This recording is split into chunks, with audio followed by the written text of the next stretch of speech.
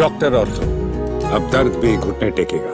नारी शक्ति वंदन अधिनियम पर राजस्थान सीएम भजनलाल शर्मा का महिलाओं से संवाद। नमस्कार, मैं Kirti Bhardwaj, channel for news Rajasthan पर आप सभी का स्वागत है। भजनलाल शर्मा ने नारी शक्ति वंदन अधिनियम को लेकर प्रदेश की महिलाओं से सीधा संवाद करते हुए इसे देश के लोकतांत्रिक इतिहास का एक महत्वपूर्ण और दूरदर्शी कदम बताया। मुख्यमंत्री निवास पर आयोजित इस कार्यक्रम में उद्योग, शिक्षा, पुलिस, सामाजिक संगठनों और लघु उद्योगों से जुड़ी बड़ी संख्या में महिलाओं ने भाग लिया और अपने विचार साझा किए। कार्यक्रम के दौरान मुख्यमंत्री ने कहा कि नरेंद्र मोदी के नेतृत्व में लाया गया यह अधिनियम महिलाओं को राजनीतिक रूप से सशक्त बनाने की दिशा में एक ऐतिहासिक पहल है। उन्होंने बताया कि इस कानून के लागू होने के बाद लोकसभा और राज्य विधानसभाओं में महिलाओं को 1/3 आरक्षण मिलेगा, जिससे नीति निर्माण में उनकी भागीदारी पहले से कहीं अधिक बढ़ेगी। मुख्यमंत्री ने अपने संबोधन में हल्के फुल्के अंदाज का भी सहारा लिया। उन्होंने कहा कि कुछ लोगों को ये चिंता हो सकती है कि यदि महिलाएं राजनीति में अधिक संख्या में आ गई तो व्यवस्था पर क्या असर पड़ेगा, लेकिन उनका मानना है कि महिलाएं प्रशासन को और बेहतर तरीके से चला सकती हैं। उन्होंने कहा कि जब महिलाएं घर की जिम्मेदारियों को कुशलता से निभा सकती हैं तो वे देश की बागडोर भी उतनी ही मजबूती से संभाल सकती है। इस संवाद कार्यक्रम में मुख्यमंत्री ने केंद्र और राज्य सरकार द्वारा महिलाओं के लिए चलाई जा रही विभिन्न योजनाओं की विस्तृत जानकारी भी दी। उन्होंने बताया कि केंद्र सरकार की कई योजनाएं महिलाओं के जीवन में सकारात्मक बदलाव ला रही हैं।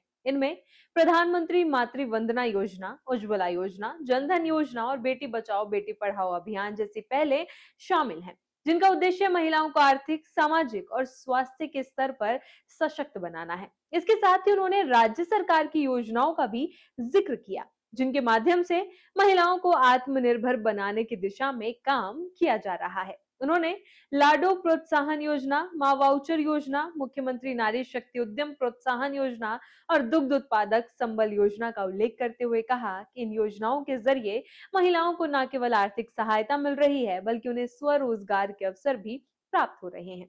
मुख्यमंत्री ने लखपति दीदी योजना को विशेष रूप से रेखांकित किया और इसे महिला सशक्तिकरण का एक सफल उदाहरण बताया। उन्होंने कहा कि राजस्थान में 16 लाख से अधिक महिलाएं इस योजना के तहत लखपति बन चुकी हैं। उन्होंने ये भी बताया कि बैंक अधिकारियों से मिली जानकारी के अनुसार इन महिलाओं के खातों में एनपीए की स्थिति नहीं है, यानी उन्होंने समय पर ऋण का भुगतान किया है। ये दर्शाता है कि महिलाएं आर्थिक जिम्मेदारियों को गंभीरता से निभा रही हैं और देश की आर्थिक संरचना को मजबूत करने में अहम भूमिका भी निभा रही हैं। कार्यक्रम के दौरान मुख्यमंत्री ने महिलाओं की उपलब्धियों की सराहना करते हुए कहा कि आज महिलाएं हर क्षेत्र में अपनी प्रतिभा का लोहा मनवा रही हैं।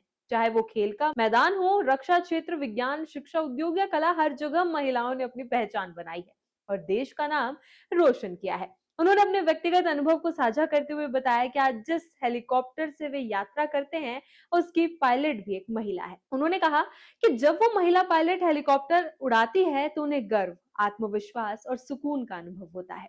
यह उदाहरण इस बात का प्रतीक है कि महिलाएं किसी भी क्षेत्र में पीछे नहीं हैं और उन्हें अवसर मिलने पर वे हर जिम्मेदारी को बखूबी निभा सकती हैं।